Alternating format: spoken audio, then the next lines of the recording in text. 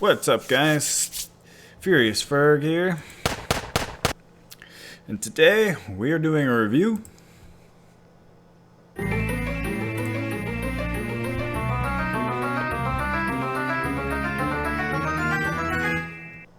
of the Saucony Kinvara 11. Saucony Kinvara 11 was released in January 2020.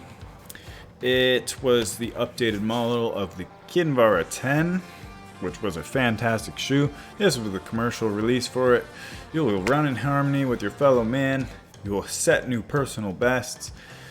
You will feel the good of human beings because it brings out the best in you. You'll commit to your runs. You'll run for good. That's the Kinvara 11. It was released with a bunch of different colors / styles. So here's some of them. Here's the blue and white. Looks great. Yellow and black. Looks great. Red and blue with the stars. Also looks great. And red and black for that fresh cut feel.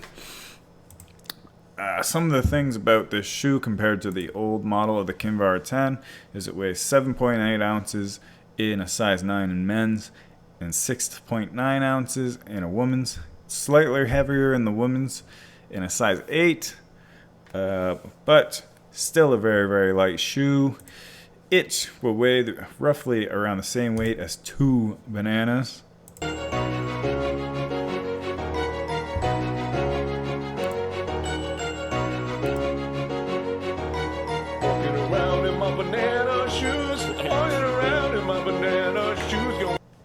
It has a heel drop of 4 millimeters, the same as the Kinvara 10. The stack height is slightly higher, which I'll explain why in a minute, but it's at 28.5 millimeters for the heel compared to 23 millimeters at the heel for the 10, and 24.5 millimeters at the toe compared to 19 millimeters at the toe for the Kinvara 10. What's the hell is heel drop? And what is stack height? Well, heel drop is the amount the shoe goes down from the heel to the toe. So 4 millimeters isn't that much. It's a pretty flat shoe relatively compared to some other shoes. And the stack height is just how thick the foam is at the heel and how thick the foam is at the toe. Pretty simple. The shoe is made with a new type of foam. That's probably the biggest thing about this shoe. It's an upgraded version of the Ever Run. It's called Power Run. Basically the difference is it is going to be lighter. It is going to be more durable, which means you will have more cushioning for less weight, and your shoes hypothetically should last longer, so it'll keep you flying through the air like Geodude from Pokemon with that rock hard outer and somehow light enough to float through the air.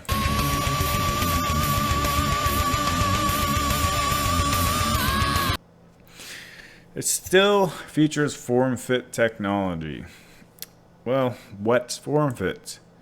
Form fit is basically 3 different types of foam that work together to keep it nice, snug feeling on your foot without pushing too much into the midfoot and causing cramps or any other problems, and not having too little cushioning at the heel and the toes to keep you protected from whatever surface you choose to run on.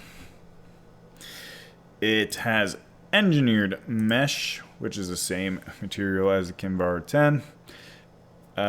Engineered mesh is a textile composition that is 90% mesh, which is tightly woven for a snug glove-like fit. Engineered mesh is both strong and flexible, offering a more neutral bend than standard mesh materials. So, like I said, it fits like a glove, and honestly, it does. It's a neutral shoe. Neutral shoes are for neutral runners. If you don't know what that is, a neutral runner hits in a more neutral position on the ground. So flat.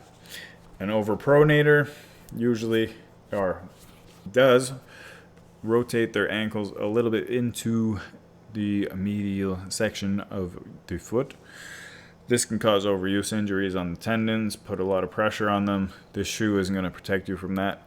If you have problems with your ankles from running, you probably need to go see a running specialist. Get shoes that are fitted properly for you.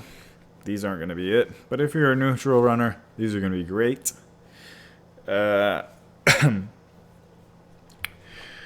My thoughts on these shoes so far. I've been wearing these for about 300 kilometers, which means they should have significant amount of wear on them. But as you can see,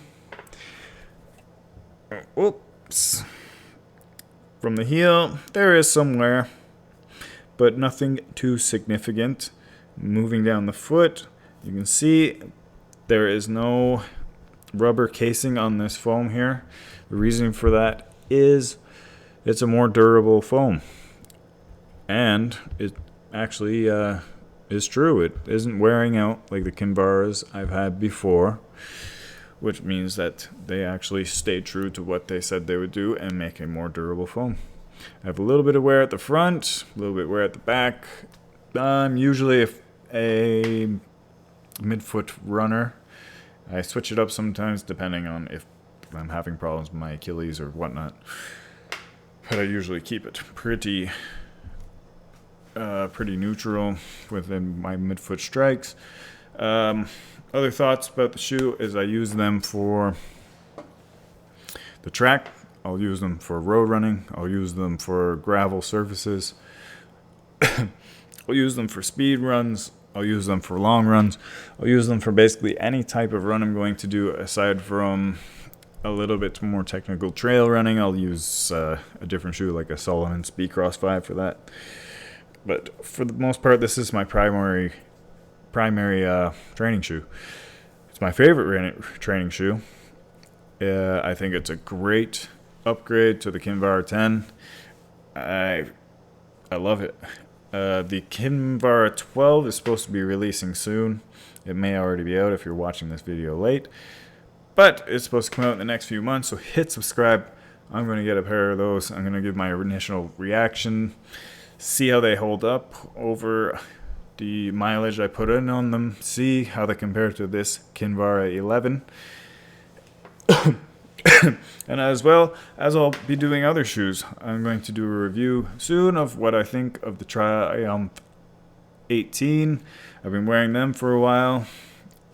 We'll see how I feel about those. Anyways, the rating I give these shoes out of 10 is 9.5 stars. I love them. They're a great trainer. You can pick them up for relatively cheap.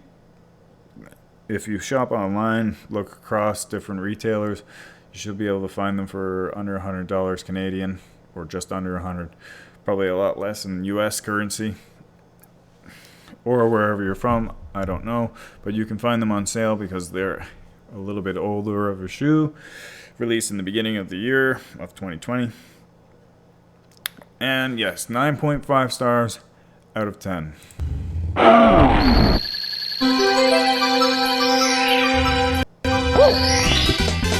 Here we go! Alright guys, I hope you enjoyed the review. Hit like, leave a comment in the comment sections what you think of the Kinvara 11. If you love them, you hate them, let me know. Let me know what other shoes I should review in the future. And hit the subscribe button. I'm out.